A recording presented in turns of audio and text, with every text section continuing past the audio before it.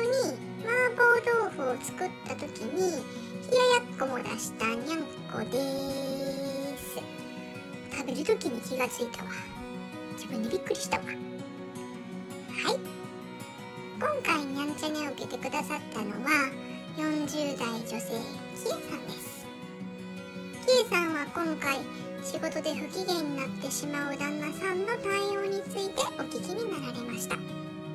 すると意外なメッセージときえさんと旦那さんとの前世からのつながりが出てきました。このお二人の前世から続く課題とは一体何だったのでしょうか。それではどうぞ。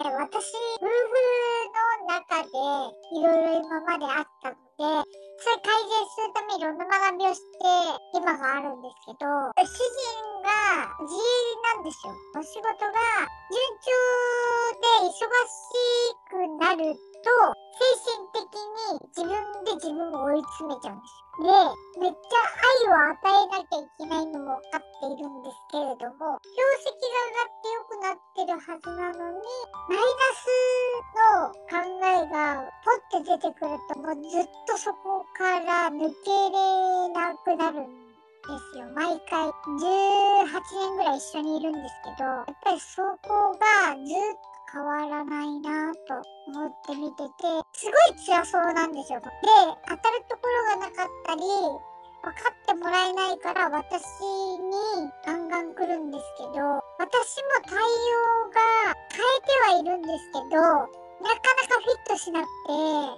と本当は良くなりたいはずなんだけども、聞いているのが精一杯で、一言二言言っても全部否定されちゃうから、アドバイスは全く言っても効果的ではないので、アドバイスは言わないし、聞くのはまずやってるんですけど、そういう感じの時があります。で、これから仕事もまた増えてくるとかってなると、忙しくなっちゃったり、もう不安っていうのになっちゃって、言葉も本当に波動下げるの言葉ばっかりしか言わなくなっちゃうんで、そこをどうやったら改善できるかなって常に関わりながら試しているとこなんですよね、正直。めちゃめちゃそれがいい時もあるんですけど、安心とか安全の中で暮らしてる分には平気なんですけど、ちょっと一個でも思い通りにならなかったりすると、もうすぐ崩れるんですね。ちょっとご飯の炊き方からとか。何そんなにもあるの？もともと料理が苦手なんで、そんなに作れないんですけど、その仕事上だったり、自分の思いがつながってなかったりとかした時に、家族に、私に対してが一番出るので、何でもなくても必ずそこで言わないと気が済まないのかなっていうのはあります。感謝の言葉とか、もうそういうのが本当に苦手な感じです。だからそれを与えるにして、パパありがとねとかいつもこう言うようにしてるんだけれども、でも向こうからはもう本当に帰ってこないから、っていうのをずっと一方的にやってる感じですね、今。私がいい時はいいんですよ。全然平気、大丈夫ってなる時はいいんだけど、自分がやっぱり女の人なので、体の変化をやったり、ホルモンバランス崩れたりとかするときに、やっぱちょっと受け入れられなかったりするとき、対応の仕方がちょっと違くなっちゃったりすると、もうそっからボーンみたいなのになったりとかが今まで多かったんで、それは改善はしてます。だいぶ。でも、いつスイッチが押すタイミングとかを、今まで恐怖感とか、そういうのもあったんですよね、正直。でもそれが今は少しずつ剥がれていって、自分の中からもなくなってきてて、でもなんか念を刺されるんです。私も結構お家にいる時間長いんですけど、ズームをやったりとか、人に関わる風に私も貢献したいとか、いろいろあるので、いろんなことやるんですけど、そうすると自分の思い通りに動いてないとかって始まっちゃって、大変ですね。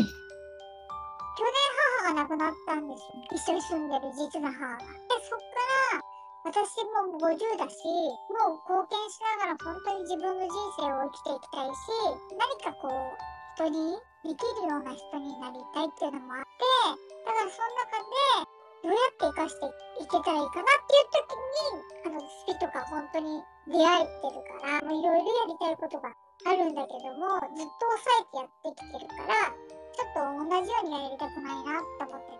で、主人と分かり合いながらやっていかないと、家庭はもう絶対うまくいかないのも分かってるから、そこの葛藤がいろいろあるんですよ。相手は変えられないけど、その関わり方がまだまだなのかなと思いながら自分で今いる状態なので、この間もね、ずーっと2時間ぐらいいろいろ話をしてきて、で、次の日が辛いのが分かっているから体も休めなきゃいけないけれども、聞かないと聞いてないだろうってなっちゃうんで、2時間聞いたんですか？何を聞くんですか、2時間。お前はこうで、料理のことに関してもとか、仕事が自営なのでいろいろ経理のこととかもあるし、一つやれないことに関してずーっとこの思いが全部自分がもう発散できるまで言うっていう感じが。いいですね。サンドバッグみたいじゃないですか。そうです。でも、こっちの心が穏やかでいないとやられちゃうんですよ、いつも。いや、逆によく今までやられませんでしたね。いや、やられてきたんですよ、いっぱい。で、本当に逃げ出したいし、一緒にいたくないっていうのが、ずーっとやっぱり12、3年あって、相手は変わらないから、自分が変わればいいんだっていうことから学びを始めて、実践して、いろいろやってきて、今があって、でもその中でも、どうしても変わらないのが、やっぱり相手の癖だったり、性っていうのは、持ってるものなので、受け入れるしかもうないのかなっていう領域になってますね、今。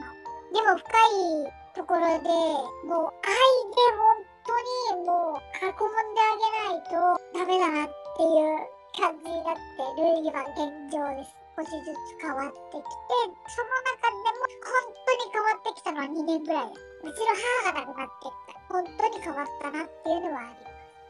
お母さんと旦那さんは仲良かったんですか？仲良かったんですよ。仲良かったんや。うちの母とは一番仲良かったかも。実の母より、うちのお母さんのことをお母さんと思ってたっていうのを亡くなった後に聞きました。へえ、すごい。だから、今でも自分の実の親とも本当に会ってないので、やっぱりその愛の枯渇。でそこを埋めるのは家族愛しかないと思ってるんですけど、なかなか私の方も自分も母が亡くなったりとかして、余計その愛に対して与えるがまだまだ足りないんだなっていうふうに思って今やってるとこなんですけど。関根さんは今まで離婚しようっていう選択肢はなかったんですか？もちろんいっぱいありました。もうずっと逃げたいと思ってるし、受け入れられないっていうのがすごいあったので、でも事情があって、3人上子供いる、もう大きいんですけど、それ前の旦那さんの子なんですよ。あ、そうなんですか。お綺麗ですもんね。で、3人はもうほんと10代の頃に結婚をして、8年ぐらい一緒に行って、で、その後3人の子供と自分は出て、でそういう経験もしてるから、次はちゃんとしなきゃっていうのが私の中に信念としてありまして、だからもう絶対子供にその犠牲者を作りたくないっていうのがあって、自分の思い通りにしたいだけで人生が変わるっていうのも教えてもらったんで、子供のね。それをやりたくないし、ちゃんとしなきゃって思っていたんだけれども、その結果、十何年一緒に今いて、犠牲者にしたくないと思ってたんだけど、よくよく考えたら、家庭っていうものの重み、夫婦の関係が子供たちの自分の未来とか希望まで失うことにもなるんだなっていうことも子供が成人してから気づかせてもらったんですよ。でなぜかというと、夫婦がやっぱり仲良くなかったり、例えば言い争いだったり暴力振ったりとか、その環境の中で育った子供っていうのは人不信になるので、結婚っていうことの願望が本当に消えちゃってて、で3人がそうなんですね、正直。だからやっぱりそれを良かれと思って一緒にいたけど、その空間を作ってたのは私たちだなっていうでも過去は変えられないじゃないですか。なので、絶対にそのまんまだったら子供たち悪い影響になっちゃうんで、そうじゃないんだ。あんだけやってたけど、こうなれるんだっていう証明もしたいから、今主人と離れずに、ちゃんとしたところまで行くっていうのが私の中の目標でもあり、それを気づかないと子供たちにつなげられないっていう。あとは3人子供がいたけども、選んでくれたっていうところの一心を見続けて、今の旦那さんと一緒にいるっていう。そこを感謝に変えてっていう感覚には本当に慣れたっていうか、もうじゃなかったらいないです。子供を犠牲にしてたくないっていうのがあったから、いっぱい考えたんです。子供を連れて出るって。でも出ても追いかけてきて、今いろんな世の中でいろんなことがあるじゃないですか。余計に犠牲になったらどうしようとか。自分が何かされた時に子供たちだけ残されるっていう世界も作りたくないな。一緒にいて改善する方法を選ぶっていうのになったんですよ。もう本当に幼少期の育ちとか、本当家の環境の問題とか、主人も本当にそこの犠牲者でもあるのかなっていうのも考えてて、だから絶対安心よ安全よっていう中にいさせてあげられたら、そういう風な行動を取らないで済んでいるんだなっていうのも今体験ですごく感じているところなので、そこに実際の生き方としてやりつつ、私の中でスキルを取り入れたことによって、すごいもっと守られてる世界があるんだよっていうことが見えてなかっただけで、すごく守られてたんだなっていう感謝にまた変わって、で本当に主人なんかがそのことももっと理解をしてくれるようになったら、そういう悩みから解放されるんじゃないかな。主人自体が私とかじゃなくて、旦那さん自体がそこから解放されたら、もっと生き方が楽になって、いろんなものに対しての見方も変わってくると、すごいいい人生にこれからなるんじゃないかなと思って。だから私の中で希望しかはないんですけど、ただマイナスの言葉を波動で受けちゃうんで、そこがすごい辛いんですよね、なんか。そこなんとかしたいなっていう感じです。お子さんはじゃあ3人なんですか？ 6人です。6人いるの？すごいな。それは3人で新たに3人いるんですか？6人育てててその綺麗さ保てますね。いや。だからって別にそんな大した本当に何もしてないですよ。エステ行ってるわけでもないし。旦那さんとの関係を今後どうしていったらいいかってことですね。わかりました。お願いします。お願いします。キエさんが船に乗ってます。私は船を横から見てるんですけど、キエさんは1本のオールを持ってて、海か川かちょっと今わからないんですけど、必死に逃げてます。後ろから何かが襲ってきてるみたいで、なんかすごい大きな波が来るって思ってるみたい。襲ってきてるみたいな感じですね。キエさんめがけて。それがすっごい怖いみたい。ものすごい焦ってるし、すごい必死で漕ごうとしてるんですけど、あまりにも恐ろしすぎて、ちゃんと焦げてないです。だからオールは水についてないです。もう怖いが勝ってる。逃げないとっていう気持ちが勝ってる。でも、行動が伴ってないというか、それどころじゃないみたいなことかな。怖すぎて。転覆しましたね。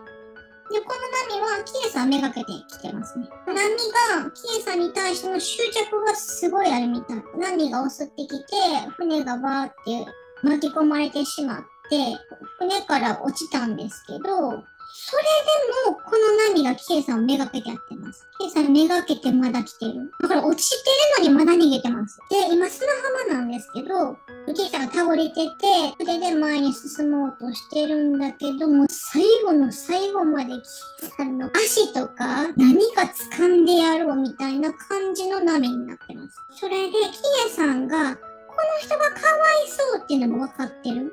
寂しいんですよ、この人は。寂しいから愛が欲しいだけなんです。それを A さんからもらいたいというか、さっき言ってたみたいですね。枯渇してるから、枯渇してて、愛を求めるモンスターみたいになってるみたいな感じかな。そのターゲットが K さんになってるっていう。もう枯渇してるもんだから、その分必死なんです。だから逃がすまい。全然足りてないから。で、計算的には、かわいそうっていうのは分かってんの。かわいそうな存在。抱きしめてあげないといけない存在っていうの分かってるけど、とても対応できないみたいな感じかな。怖すぎて。だって、それに巻き込まれてしまうと自分の身の安全も確保できないし、そんなことされてしまうと、もう抱きしめるもクソもなくなっちゃうから、ある程度まで自分がしっかりしないと抱きしめられないんです。でもそこの安全も確保できてないから、もしこれに捕まると、共倒れになっちゃう。そうなると、目標が達成できないじゃないですか。この人に愛をあげる、この人を立ち直らせると枯渇してるところを満たしてあげる、もうちょっとマシにしてあげるとか、これを、まあ、やるんやったらやりたいです。でも、それを、ね、許してしまうと、自分さえも潰されてしまって、潰されてしまうとそれができないから、だから逃げるんです。捕まってもお互いに良くならない。お互いに幸せになるっていうところに行かないからです。で、今、K さんが砂浜に座ってて、かろうじて逃げたみたいな感じなんですけど、向こうは波だからそんなに奥まで来れないんですよ。砂浜に。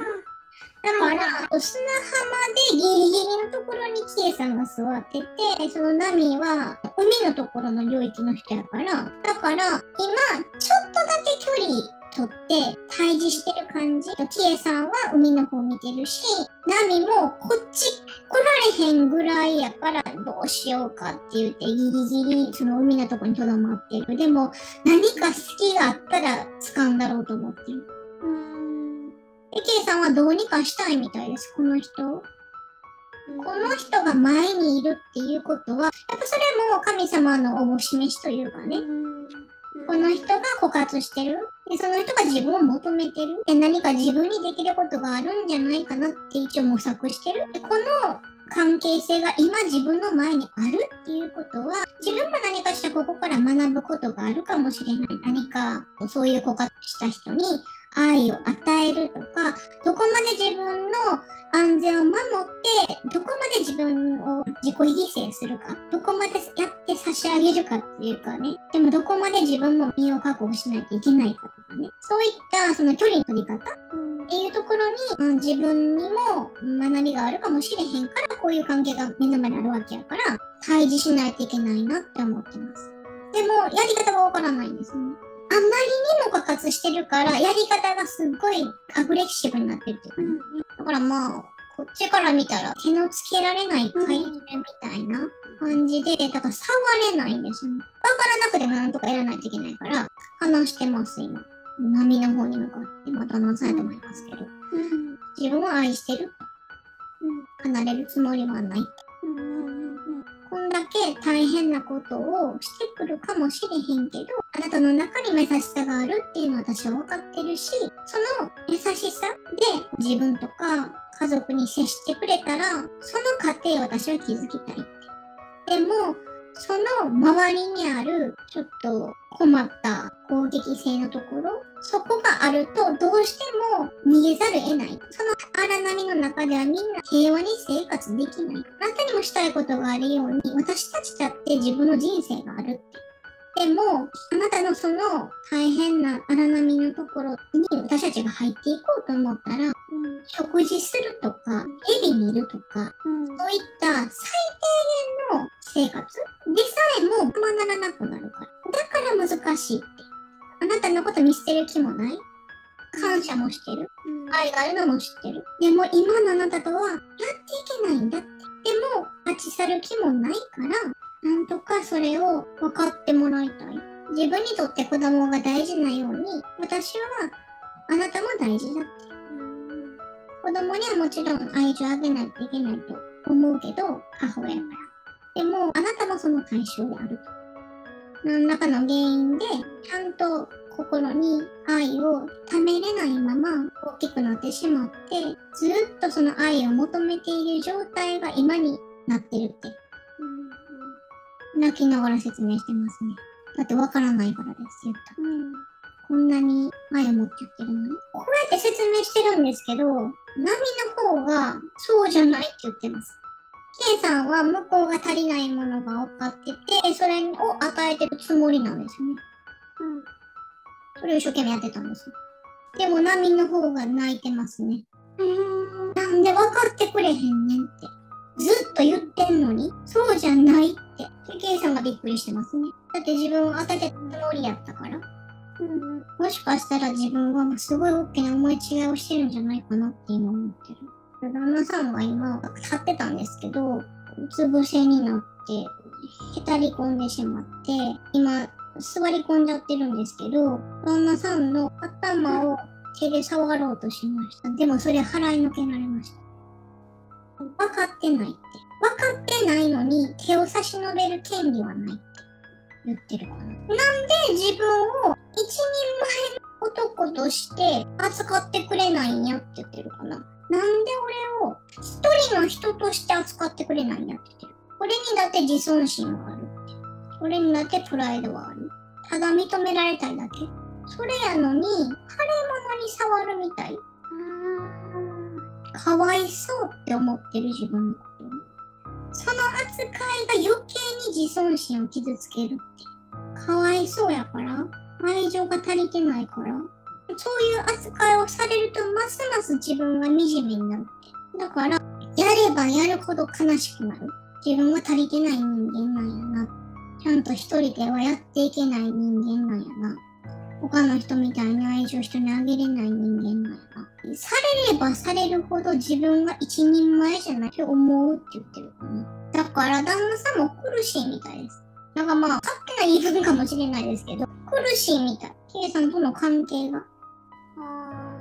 腫れ物に触るみたいに、まるで母親のように、かわいそうな人を扱うっていうやり方で接してこられる。それって本当に愛なのかって。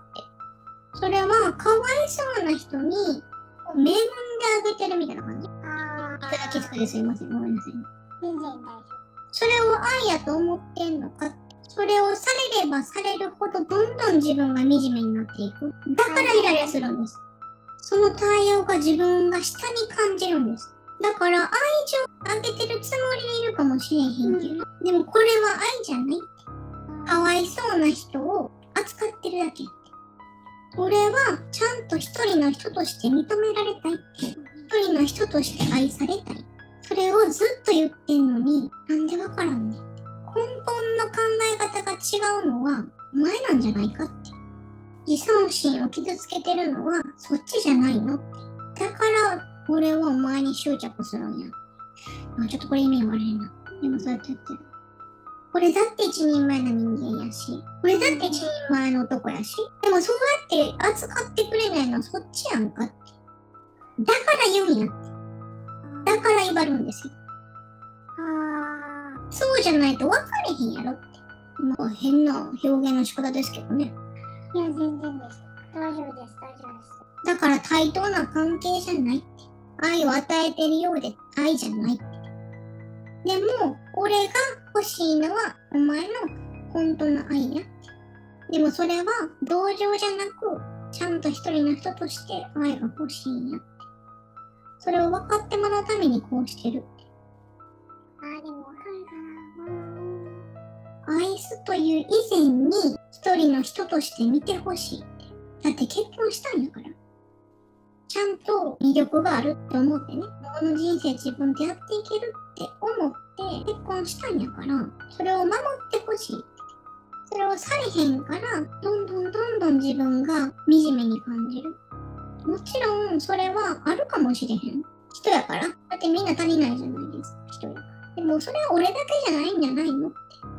みんなに足りへんことあるように、自分だって足りへんことあるように、お前だって足りへんとこあるよって。そんなお互い様じゃないのって。こういう扱いをされた人間の気持ちわかる？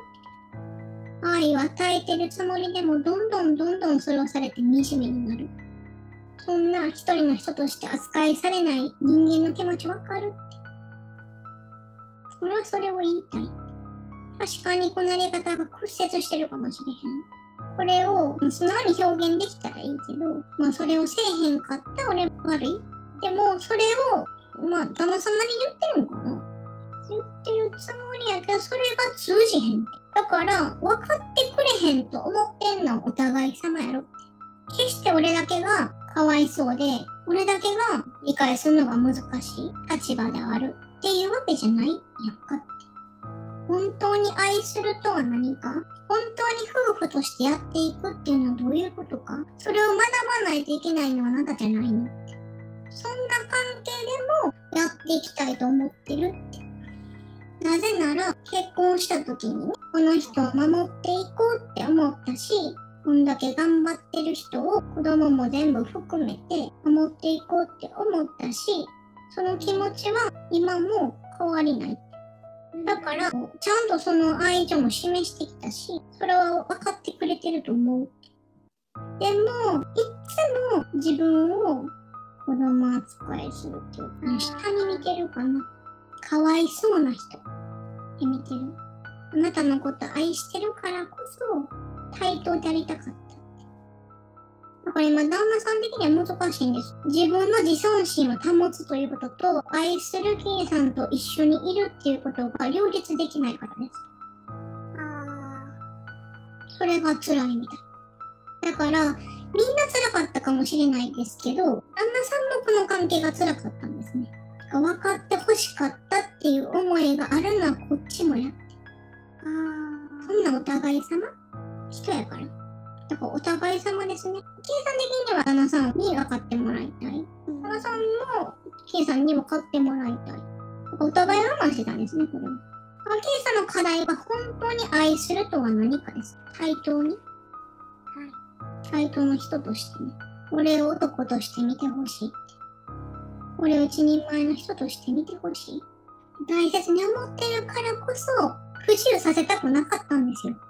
こんだけの人数で養っていこうと思ったら、相当稼がないといけないし、ちょっと不器用なんかな。愛情表現がちょっと難しいんでしょうね。この今一連から見たら。すごいわかりやすい愛情表現なんです。この家庭を養うっていうこと。家族を養うっていうことが、この旦那さんにとってすごくわかりやすい愛情表現なんです。見えやすいじゃないですか、お金やから。家庭をやっていく。切り盛りしていく。ちゃんと食べさせる。あと学校にも行かせるとかね。そういったことに不自由させない。だって守るって決めたんやから。結婚するときに。この人守るって決めたんやから。子供も含め。だからそれがこの人の愛情表現なんですね。だから、こんな思いで家庭を養ってんのに、実際ね、やってるのに、なんで対等に見てくれへんのって。それでも対等に見てくれへんのって。その思いを分かってくれてないのに、そっちが分からないっていうのを、ちょちくはぐっていうか、すれ違いというかね、お互いがお互いの本音が分かってないというか、そんな感じですね。だから愛してるって言ってます。だってもうそれは態度に出てるから。養うっていうことがやっぱり愛情表現なんですよ、この人にとったら。すごい苦労してきはった A さんに同じような苦労をかけたくない自分はね。でもこれでしか表現ができてないんですよ、今のところ旦那さんにね。だから、それが揺らぐと、もう自分の存在価値がなくなっちゃうから、めっちゃ怖いね。だって稼ぐっていうことが自分の愛情表現全てなんですよ。これでしか自分の愛情を測ってもらわれへんっていうか、存在価値が、これが全てなんです。自分にとってね。あなたにとってって言うんですよ。それが揺らいちゃうと、捨てられるって思ってる。だって、それしか俺の価値はないんやろって。すごい辛い。だってそこしか存在価値ないんやろって。だって俺はかわいそうな存在なんやろって。俺からはそっちに愛情をあげれてないんやろって。だって俺は他人間やから。だからお金しか自分の価値はないって。安易に言ってるようなもんやから。それがなくなったら、これ捨てられるんちゃうかなって。それが怖い。もうそれがなくなったら、この不器用な自分が愛情を示すやり方がもうないんですよ。この人からしたら。その時こそ捨てられるって。だって俺は不器用やから。いてほしいっていうことをさらっと言えたらいいけど、もうそれができひんから、この人。そう。だから最後のそのお金っていうところ、家族を養うっていうところがなくなってしまうと自分に価値がなくなるって思ってるみたい。だから怖いんです。だから怖いんです。お金が稼げなくなるかもしれないってなった時に、それはお金が減るとかじゃないんですよ。家族がなくなるっていう意味。自分の価値がなくなるっていう意味。だからすっごい辛いと思う。ごめんなさいね。旦那さんの肩持つつもりはないんですけど。全然大丈夫です。でも本当にそれいつも言ってることなので、それもこの間の夜中までずっと喋ってましたね。そこはでも、そういう言い方ではないので、私には違う風に伝わってました。大丈夫だよって私はいつも言っちゃうんですよね。だからか。余計かな。かわいそうな人として扱われると、それは価値がないっていう意味なんですよ。人に恵みをもらう存在っていう自分の価値のつけ方になってる。だからすっごい辛いと思います、多分、旦那さんが。だから執着するんですよ。だってやっと自分に愛をあげようという風に努力してくれる人やから。はい、そう。でもそのやり方がちょっと違うから、話したくはないんです。だって、キエさんがこの旦那さんさえ分かってもらえたらって思うみたいに、旦那さんかってキエさんにそれを分かってもらえたら円満に行くんですよ。それさえうまくいけば、キエさんを話すこともないですし、自分勝手ちゃんと一人の人間として扱ってもらえたら、自分がもうちょっと価値のある人間に思えるじゃないですか。だからそうやって分かってもらいたい。いくら言っても、かわいそうな人自分が。話したくない。話したくないけど、やられればやられるほど、自分が本当に価値のない人間なのって思う。だから自営業の売り上げにすっごい左右されるんです。それが彼の愛やしね。家庭を経済的に守るっていうやり方が彼の愛情表現やから。だから自分的には経済的にみんなを守ってるつもりやけど、見捨てられんの俺なんやろって。家族みんなに見捨てられる。かわいそうやから追ってあげる。でも俺にはここしかないって。母親にも一人の人として認められへんかったって。そう。それが一番、大きかった。それやのに、同じ扱いをしてるって。根本的に。だからお前もかって。愛情もらいたかった相手に人として扱われないっていうのが続いてるんですよ、この人。お母さんもそうやった。キエさんもそうやった。形は違うかもしれないけど。だからずっと告発してる。だからどうやったら自分を人として認めてもらえんねんって。それを求める人生なんですよ、この人。だからお母さんに関しては見切ったって言ってますね。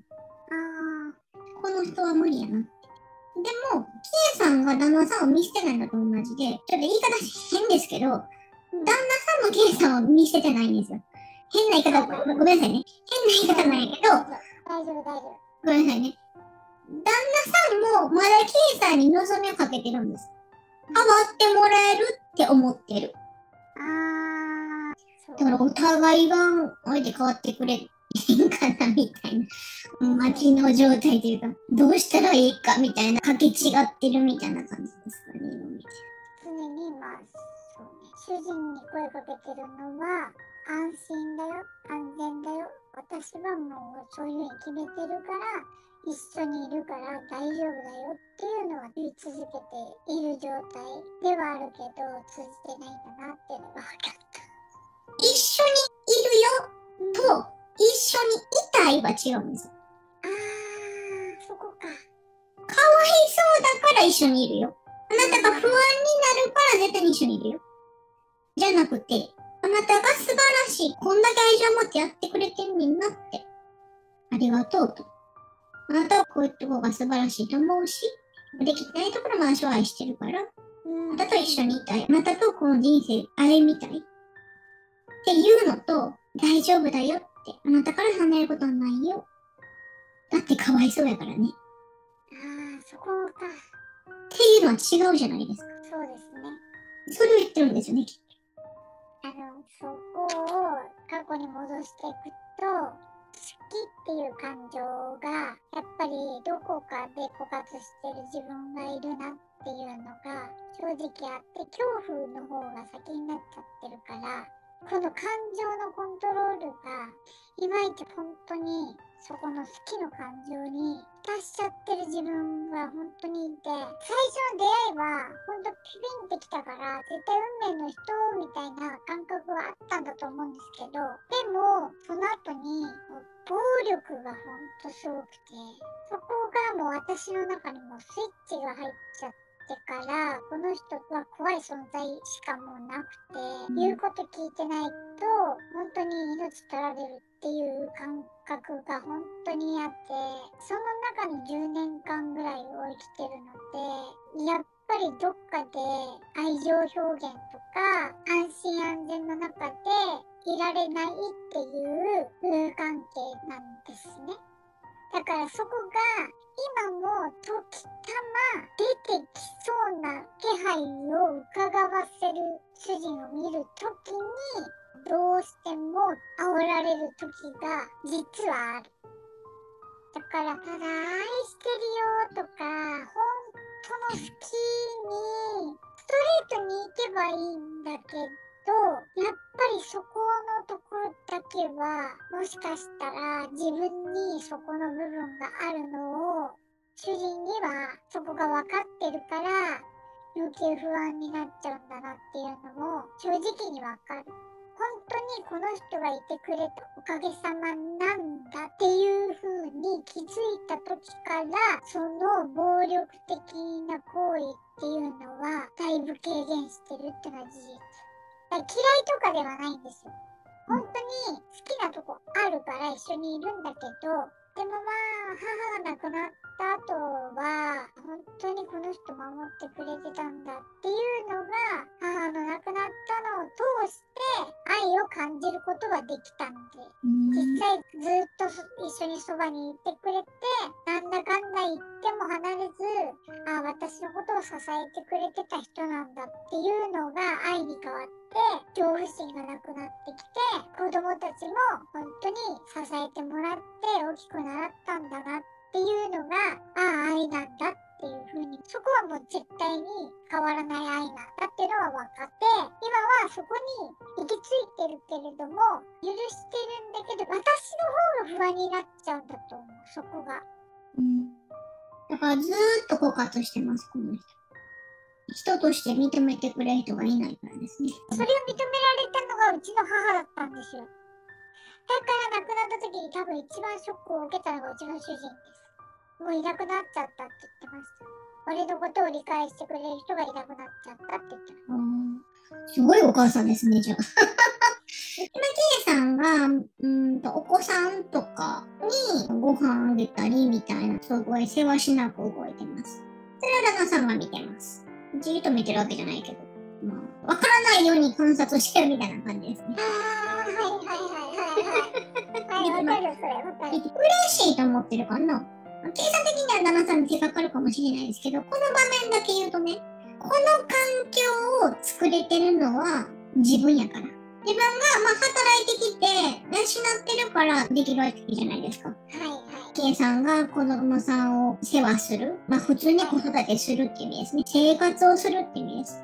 それができてるのは自分が働いてるからやって。それはね、偉そうに言ってるわけじゃないんですよ。自分で自分を認めてるっていう意味かな。それが彼の幸せっていうかね。それができている自分を誇らしく思うって意味です。それが自分の存在価値なんです。それだけが。だからこれは話したくないんです。だってこれを話しちゃったら認めることになっちゃう。自分がそんな価値がないっていうこと。でも自分の中ではこの家庭を守ってるっていうのが自分のプライドというか自尊心を唯一保ってる要素やから。だから、すごい今、ふふって微笑んでるっていうか、わからないように笑ってます。すごい嬉しいみたい。この家庭があるっていうのはね、自分なりに守ってるっていう意味ですね。そうやって思ってるのに、喋るときは偉そうにするんですよ。ごめんなさいね、ややこしくてすみませんけど。なんか、かくからってね。うん。そうにしてる人ってね、偉くないんですよ、結局。偉いと思ってもらいたいんですよ。認められたいの裏返しなんですよ。で、そんなのしたら余計に悪くなっていくのに、それがわからないんでしょうね。ああ。お父さんすごいねって。そうそうそう。と言い出す子供に言いながら、パパのおかげだよねって言うと、めっちゃ機嫌いいです。それが自分の存在価値ですから。それしかないですから、この人。だからそれを言ってもらいたいから偉そうにするんですよ。ややこしいけど、そうなんです。仕組みとしては。だからこの人が欲しい言葉は、パパすごいね。パパが見てくれるから私たち笑ってられるね。大好きだよ。訴えてほしい。一緒に映画行こうよ。とかそんな。そうですね。そうやって自分の価値を測ってるんです。人にそうやって言われないと自分でそう思えないんですよ。だって自分は価値ないと思ってはるからね。私は言えないもんな。言わないからね。でもそうやって言ってもらえたらそのままそれが自分の価値になりはるから、この人。この人自分の価値を自分で決めれないから、だから人の価値が自分の価値になるんですよ。今のところ、家庭を養ってるってところが自分の自尊心につながってるから、そこが大事なんですけど、他では自分が自分で素晴らしいって思えないから、この人。だから、パパ大好きとか、愛する妻に、本当にあなたの、人格殴っといてなんですけど、こんだけひどいことしててなんですけど、でも、あなたのこと大好きですよ。愛してますよ。あなたの人格っていうのが好きですよっていうことを言ってもらいたいです。そうね、態度とかどうとか抜かしてってことだよね。そう。それはもう全部抜かして言ってもらいたいだけ。でそれを言ってくれへんから威張るんですよ。しつこいぐらい言えばいいのか。もういいよって言われるぐらい言ってもまだ足りないぐらいですよね、きっと。枯渇してあるからね、この人。そう。だって子供ってそうじゃないですか。自分の価値なんで最初自分で私って素晴らしいとか思わないじゃないですか。ない。でもお母さんとかにすっごい大事に育てられて、いっぱい話聞いてもらって、そのままでいいよ、大好きだよっていう風に無条件の愛を与えられるから自分ですごいんやなって、自分で素敵なんやなって思えるじゃないですか。でもそれは今までずっとなかったわけですよ、この人。だからもう言葉しかないっていうか、今この人がまだ頑張れる理由は家族を養っているところですからね。プラスアルファこう積み上げていこうと思ったら、人に言われないとダメなんですよ。だから自分が大事に思ってるお子さんとかから、あなたのおかげで生活できてる。難しいかもしれないけど、この人のいいところ見つけて、そこが好きだよとか、そこって素敵だよねって言って、逆にこの人に価値があるっていうことを、こっちが教えてあげるぐらいの気持ちで言わんと、かわいそうとかじゃなくて、そっちを見るっていう形でね、そう関わると。それ嘘言ったら絶対ダメですよ。嘘とか情け絶対ダメ。絶対理解されます。見抜くから、すぐ。そんな心から思ってないこと言うなって言われるし。だからほんまに思ってることをちゃんと伝える。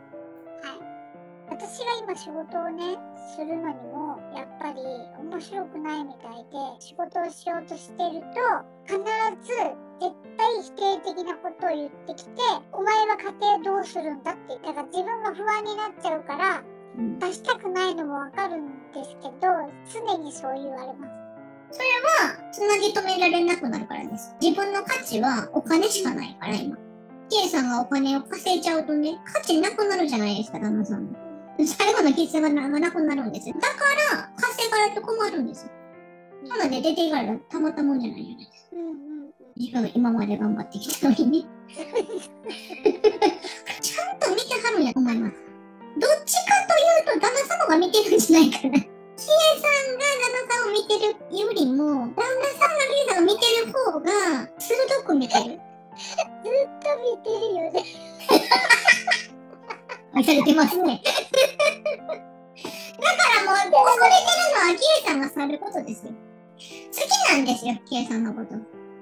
ね、可愛いじゃないですか。なんか、勝手に見て、ふふふって思ってる旦那さんね。そういうこと扱ったらいいんじゃないですか。はい。ありがとう、ありがとう。大好きだよ。こんなことしてくれたらそれ嬉しいとかね。こんなこと言ったら、これ喜ばれんのかみたいな感じで、こうどうやって愛情表現するのかを教えてあげるぐらいの気持ちで教えるんですよ。だから人に好きって言ってもらえないと、それがいっぱい溜まってって、あの人も好き、この人も好きって言ってくれてる。俺っていい人間なのかもしれない。価値のある人間なのかもしれないっていう感じで愛が溜まっていくんですよ。子供だってそうじゃないですか。そっか。まあ育て直しですね。そこに関しては。愛情の上げ直しみたいな感じ。でもやっぱりそういうの言われたことあって、あなただけじゃなくて相手も泣いてるよみたいなこと言われたことあります。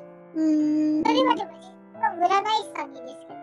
でもその意味がよくわからなかったです。私も聞かせてもらってることが、やっぱりそこなんだっていうふうに。まあお互いに学びがあるってことですね。やっぱり人間関係っていうのはお互いに気づかないといけないことがある。そうですよね。だって運命の人って思ったんですか？運命の人ですか？あ、聞きますか？出てくるか知りませんけど。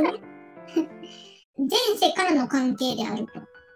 だから最初見たときにピンときてる。ケ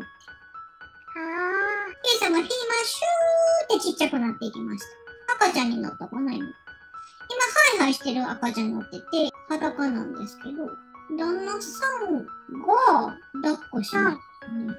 で、奥さん別にいます。お父さんやったのかな。で、奥さんが先に死んじゃったみたい。で、男の人やからね、育て方とかわからないじゃないですか。なんとか自分が頑張らなって思ってるみたい。日本じゃないですね。イースト、ヨーロッパの方かな。どうしても守りたいってこの子。お母さんが死んじゃったから、孫さんが死んじゃったから、この子は母の愛を知らないまま大きくなることになる。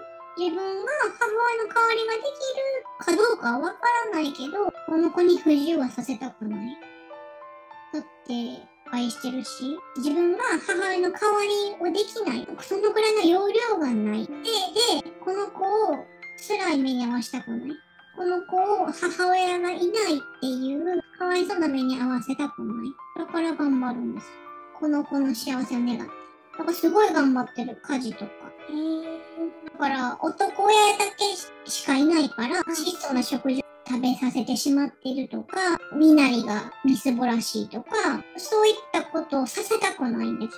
この子はすでに大きなハンデを背負ってるから、母親がいないっていうこと。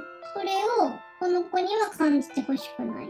お母さんがいなくてもお父さんがいてくれただけで私は幸せですって言ってもらいたいんですね。お父さんが願ってるのは、キエさんの幸せ。まあ自分の子供やしね。だから頑張ってるみたいな感じかな。そう言ってもらうことが、この子が本当に幸せに育ったっていう証明になるっていう意味かな。だから言ってもらいたい。でもうまいことできへんかったみたい。お父さんなりに頑張ってんねんけど、やっぱり娘さんやから、ケイさん娘さんで生まれてきてるんですけど、お父さんなんかに分かれへん。女心みたいなもんやし。お母さんやったらきっとそれがすんなり分かったりするけど、お父さんやからそこまでの汲み取りができへんかったりするじゃないですか。女の子やったらこんな可愛らしい服着たいとか、友達と持ってる同じものを持ちたいとか、そういった女心というか、子供心というか、そういったすっごい細かいところまで、他の家庭はお母さんが先回りして恋してあげたりするんやけど、そこまではできひんから、すっごい愛情あるんですよ。すっごい決意を持って育ててはるし。でも、やっぱり限界ってあるから、男やから。そこまでお母さんの香りはできなかったんですよ。で、ごめんなって思ってる。自分が足りないせいで、この子にかわいそうな思いをさせてしまったって。お母さんがいないっていうことを、この人に感じさせてしまった。自分はそこをカバーするつもりやったのに、ごめんなって。で、そういう思いのまま最後まで行ったみたい。でも、亡くなるに A さん分かってると思います。自分が不幸な理由を全部お父さんに当たってしまった。やっぱり辛いじゃないですか、お母さんいなかったら。いろんなことがやっぱり不便やし、お父さんがいくら頑張ってたとしても、やっぱり女性みたいにね、全部細やかに見てあげれるわけじゃなかったから、やっぱりどうしてもいないっていうのは事実があるからね。母親がいないっていう辛さとか寂しさを、お父さん優しいから、お父さんに当たってたって。ごめんね。今スイスって言いましたっけ？スイスかな？私なんかわからないけど、どこの国行きたいとか言った時にスイスとかオランダなんですよ。スイスってほんと山が綺麗で、その光景が浮かぶんですけど、記憶の中にあるのかな？都会とかじゃないです。緑がいっぱいあるところ。そうですよね。緑がいっぱいで自然が大好きだったんで。最後の最後に分かったみたい。その娘さん、K さんかな。K さんが、甘えてたっていうこと。このお父さんの愛情に。お母さんの愛情をカバーするぐらいの愛をお父さんは持って自分に接してくれてたのに、それをちゃんとありがとうって愛情表現としてね、言えなかった。ごめんね。そこですね。お父さんは怒ってはないです。お父さんは最後まで K さんの幸せを願って亡くなってるし、それに自分が役立てなかったっていう思いを持って多分亡くなってる。最後の最後で認めてはいますけど、ありがとうって前世で出なかったから、お父さんがやってくれた愛をちゃんと返さなかったんですよ。言葉とか態度とかで。自分の幸せを願って、お父さんなりに愛を持ってやってくれてたのに、それをちゃんと認めて返せなかった。この課題は、今世もあるってことかな。これが見えたってことは。なんかそこ、わかる気がします。自分の母親が去年亡くなってるのも、そこがなんか本当に同じで、いつも言い争いとか多くて、感謝の言葉があんまり言えてない状態で言ってしまったので、やっぱり私のやるべきことはそこなんだなっていうのが気づかせてもらえたかなって、今いる父に対しては本当に気をつけなきゃっていう風にしてるとこです。だから、今世では、ちゃんとその人の愛である、不器用であってもね、っていうのをちゃんと自分で発見して、それに対して愛を返すっていうのを、ちょっと悔いたみたいです。こんなに大事にしてくれたお父さんを、結局自分ができなかったという思いで、最後まで暮らしててしまった。そんなことを、やっぱりしたくない。ちゃんとありがとうって言える自分になりたい。あなたがいたから自分が幸せに暮らせてる。あなたがいてくれるだけで私は幸せやったっていうことをちゃんと言いたかったって。そのチャンスをもらえてるんですね、今ね。そうですね。実は父にもそうですし、主人にもそうですし、やっぱりそれみんなに伝えていくことなんだなと。で、本当に生まれてきた使命っていうのいろいろ自分でやってたんですけど、その中で今日それを知るっていう時に来てるから、きっとそういうことを教えてもらえる縁なんだなって思いました、ほんと。はい。みえさんと旦那さんの意外な前世のつながりにびっくりしたわ。前世の課題と今のきえさんが直面している問題がそっくりで、こんな風に課題ってもう一回やらせてもらえるんだなぁと改めて思いました。それこそ神様なんやんな。今度こそありがとうと言える人生になれたらいいですね。にゃんこはたまのご褒美に焼肉キングの焼肉食べ放題に行かせてもらえる幸せに100回ぐらいありがとうを言いたいと思います。今日も最後までご視聴ありがとうございました。ではまたねー。